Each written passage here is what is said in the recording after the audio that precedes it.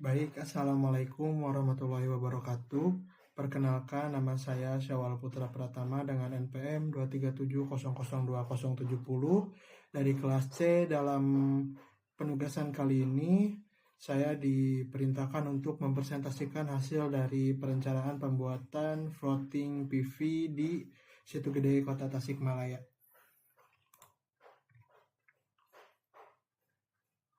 Nah, untuk hal yang melatar belakangi perencanaan saya yaitu kebutuhan energi listrik di Indonesia terus mengalami peningkatan setiap tahunnya akibat pertumbuhan penduduk, perkembangan industri, dan juga meningkatnya penggunaan teknologi. Namun, sebagian besar kebutuhan listrik masih bergantung pada bahan bakar fosil seperti batu bara dan minyak bumi yang menghasilkan emisi gas rumah kaca dan juga berdampak buruk bagi lingkungan. PLTS konvensional juga membutuhkan lahan yang luas sehingga dikembangkanlah teknologi dalam perencanaan kita yaitu floating photovoltaic yang dipasang di atas permukaan air. Situ Gede sendiri dipilih karena memiliki area yang cukup luas, kondisi air tenang, dan potensi radiasi matahari yang tinggi. Lanjut ke rumusan masalah di sini. Pada penelitian kali ini dilakukan untuk menjawab beberapa permasalahan utama, yaitu bagaimana potensi energi matahari di Situ Gede dapat dimanfaatkan sebagai sumber pembangkit listrik, lalu bagaimana menentukan lokasi pemasangan panel yang paling optimal menggunakan analisis spasial ArcGIS, serta juga menggunakan simulasi Homer Pro. Selain itu, penelitian ini juga membahas dampak lingkungan yang mungkin terjadi akibat pemasangan panel surya di atas permukaan air dan bagaimana kelayakan ekonominya dari sistem PLTS terapung tersebut apabila diterapkan dalam jangka panjang. Lanjut ke tujuan penelitian. Di sini penelitian ini bertujuan untuk menganalisis potensi energi surya di kawasan Situ Gede Tasikmalaya sebagai dasar pengembangan PLTS terapung. Selain itu, penelitian ini juga bertujuan untuk menentukan titik koordinat terbaik untuk pemasangan panel menggunakan ArcGIS Pro agar panel mendapatkan paparan sinar matahari yang maksimum dan terhindar dari bayangan pohon atau bangunan. Tujuan yang selanjutnya adalah melakukan simulasi sistem menggunakan Homer Pro untuk mendapatkan konfigurasi sistem yang paling optimal, baik dari sisi teknis maupun ekonomi. Penelitian juga bertujuan mengkaji dampak lingkungan yang mungkin ditimbulkan oleh keberadaan PLTS terapung ini terhadap ekosistem perairan. Lanjut pada manfaat penelitian. Penelitian ini memberi manfaat bagi berbagai pihak. Bagi kita sebagai akademisi, penelitian ini dapat menjadi referensi mengenai penerapan teknologi floating photovoltaic di Indonesia. Bagi Pemda atau pemerintah daerah, hasil penelitian dapat dijadikan bahan pertimbangan dalam pengembangan energi terbarukan, terkhususnya di Situ Gede Tasikmalaya. Sementara bagi masyarakat, pembangunan floating photovoltaic ini diharapkan dapat membantu sebagai penyedia pasokan listrik yang lebih stabil, mendukung kegiatan wisata pada malam hari, dan juga meningkatkan aktivitas ekonomi masyarakat sekitar pelaku UMKM. Sekarang kita lanjut saja kepada dasar teori energi surya itu sendiri. Energi surya merupakan energi yang berasal dari radiasi cahaya dan matahari yang dapat dimanfaatkan menjadi energi listrik menggunakan teknologi fotovoltaik. Teknologi ini bekerja dengan mengubah energi cahaya matahari secara langsung menjadi energi listrik melalui sel surya yang terbuat dari material semikonduktor seperti silikon. Di Indonesia juga memiliki potensi energi surya yang sangat besar karena berada pada wilayah tropis dan dilalui garis khatulistiwa. Rata-rata intensitas radiasi matahari di Indonesia sendiri itu sekitar 4,8 kWh per meter persegi per hari, sehingga dapat sangat mendukung pengembangan pembangkit listrik tenaga surya itu sendiri. Sekarang lanjut ke cara kerja PLTS itu sendiri. Pada komponen utama PLTS itu terdiri dari panel surya, lalu terdapat inverter juga, baterai, charge controller, dan juga sistem proteksi. Pada PLTS, panel surya menyerap cahaya matahari dan menghasilkan arus listrik searah atau DC. Lalu arus DC dikonversikan melalui inverter agar menjadi arus AC atau arus bolak-balik, agar dapat digunakan juga oleh beban listrik. Besarnya daya panel dipengaruhi oleh intensitas cahaya matahari, suhu, orientasi, dan kemiringan panel. Pada kondisi standar 1000 watt per meter persegi, panel 200 WP dapat menghasilkan daya mendekati 250, namun suhu tinggi yang dapat menurunkan efisiensi dan daya keluaran panel. Lalu sekarang pada dasar teori PLTS terapung itu sendiri atau floating photovoltaic. Floating photovoltaic merupakan sistem panel surya yang dipasang di atas permukaan air menggunakan struktur pelampung. Teknologi ini menjadi solusi karena tidak memerlukan lahan yang cukup luas dan juga dapat memanfaatkan lahan air. Sistem fotovoltaik ini memiliki beberapa keunggulan. Yang pertama, ada meningkatkan efisiensi panel akibat pendinginan alami dari air. Yang kedua, mengurangi penguapan air. Yang ketiga, mengurangi pertumbuhan alga karena permukaan airnya tertutup panel.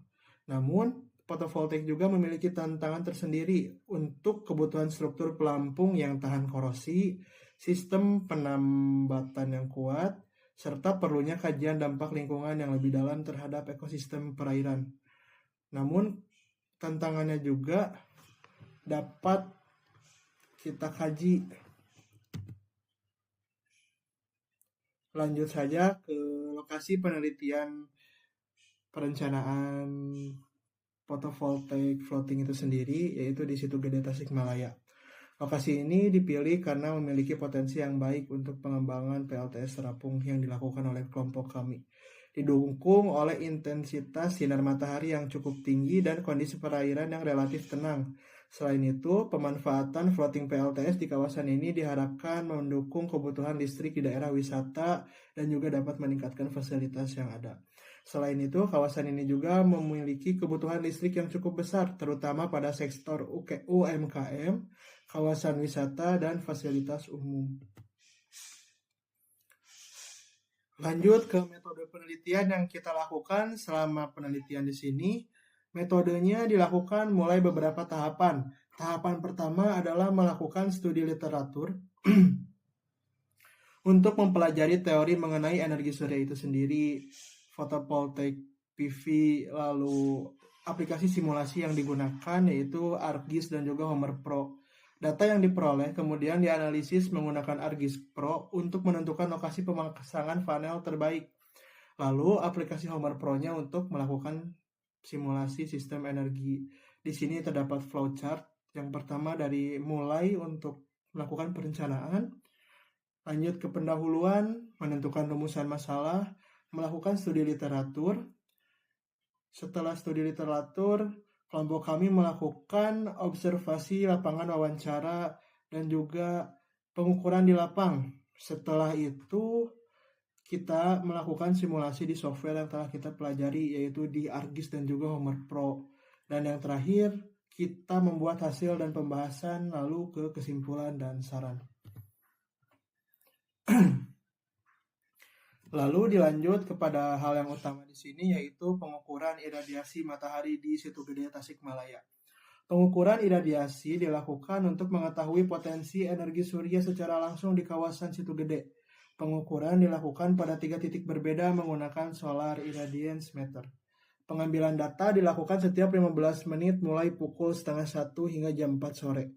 Pada kondisi cuaca cerah dan mendung juga. Tujuannya agar mengetahui fluktuasi intensitas cahaya matahari yang diterima oleh panel surya nantinya. Lalu lanjut kepada hasil pengukuran. Di sini kami melakukan di 2 kondisi, yaitu saat cuaca cerah dan juga cuaca mendung. Pada saat cuaca cerah, pengukuran menunjukkan bahwa intensitas matahari di Situ Gede ini sangat tinggi. Nilai tertingginya seperti yang dapat dilihat pada gambar, mencapai di 1012 W per meter kuadrat, sedangkan nilai terendahnya pada angka 537 Watt per meter. Data tersebut menunjukkan bahwa Situ Gede ini memiliki potensi energi surya yang cukup baik dan sangat amat cocok untuk dilakukan pembangunan PLTS terapung di sana. Tingginya intensitas memungkinkan panel suryanya dapat menghasilkan daya listrik yang optimal terutama pada siang hari. Lalu lanjut di sini pada cuaca mendung. Pada cuaca mendung, kondisi cuaca ini terjadi penurunan pada intensitas cahaya mataharinya yang cukup signifikan. nilai irradiance turun hingga 146 watt per meter kuadrat. Penurunan ini menyebabkan daya listrik yang dihasilkan juga ikut menurun drastis. Kondisi ini menunjukkan bahwa sistem PLTS terapung ini sangat amat membutuhkan baterai agar suplai listriknya tetap stabil saat cuaca buruk ataupun pada saat malam hari. Oleh karena itu, penelitian ini juga menggunakan sistem hybrid dengan baterai dan generator cadangan. Lalu setelah melakukan pengukuran juga, kami mendapatkan hasil wawancara dengan salah satu pengurus di sana. Yang pertama, rencana pembangunan ini dipandang sebagai solusi inovatif yang membawa banyak keuntungan bagi lingkungan maupun ekonomi lokal. Menurut penuturan Bapak Popi selaku dari BPSDA, letak geografis Situ Gede ini sangat ideal untuk dilakukannya instalasi ataupun pembangunan PLTS terapung ini. Meskipun memiliki tantangannya yaitu realisasi anggarannya yang baru mencapai 16%. Lalu pada aspek lingkungan, instalasi ini justru menguntungkan karena panel surya dapat menjadi tempat sarang alami bagi ikan dan juga mengurangi aktivitas penjala yang bisa merusak ekosistem di sana. Sekarang kita jelaskan mengenai simulasi dari dua software yang kita gunakan, yaitu ArcGIS Pro dan juga Homer Pro. Yang pertama ada ArcGIS. ArcGIS ini digunakan untuk menentukan lokasi pemasangan yang ideal. Analisis ini dilakukan menggunakan Solar Radiation Tool yang membuat peta sebaran radiasi matahari. Area dengan gradasi warna merah di sini menunjukkan zona dengan nilai Global Horizontal Irradiance (GHI) paling maksimal karena minimnya rintangan topografi dan bayangan. Penentuan koordinat ini difokuskan pada zona merah ini. Jadi, ketika nantinya dipasang PLTS terapung, zona-zona yang berwarna merah inilah yang dapat menjadi tempat yang strategis untuk dipasang PLTS terapung ini. Hal ini juga dapat menjamin bahwa titik yang dipilih secara ilmiah merupakan area yang berpotensi tangkapan energi mataharinya tertinggi di seluruh kawasan Situ Gede. Lalu selanjutnya pada simulasi software kedua yaitu Homer Pro. Sistem yang disimulasikan menggunakan tipe off-grid, sistem off-grid hybrid system, yaitu sistem yang bekerja secara mandiri tanpa terhubungnya dengan langsung jaringan PLN. Sistem ini terdiri dari beberapa komponen utama yaitu panel surya itu sendiri sebesar 150 kWp, baterai bertipekan lithium ion 600 kWh, lalu digunakan konverter 55,7 kW serta generator diesel 50 kW sebagai cadangan daya. Nah, di sini terdapat data hasil solar GHI resource pada 1 tahunnya, yang dimana hasil simulasi menunjukkan bahwa panel surya berkontribusi sebesar 77,5% dari total produksi energi tahunan.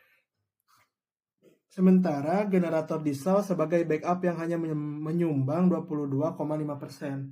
Renewable energy atau energi terbarukan, renewable fraction yang dicapai sebesar 67,3% telah melampaui target awal yaitu sekitar 60%.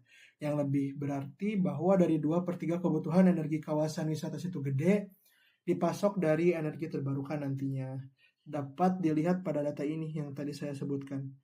Generic flat plate PV di 77,5%, lalu untuk generator dieselnya di 22,5%.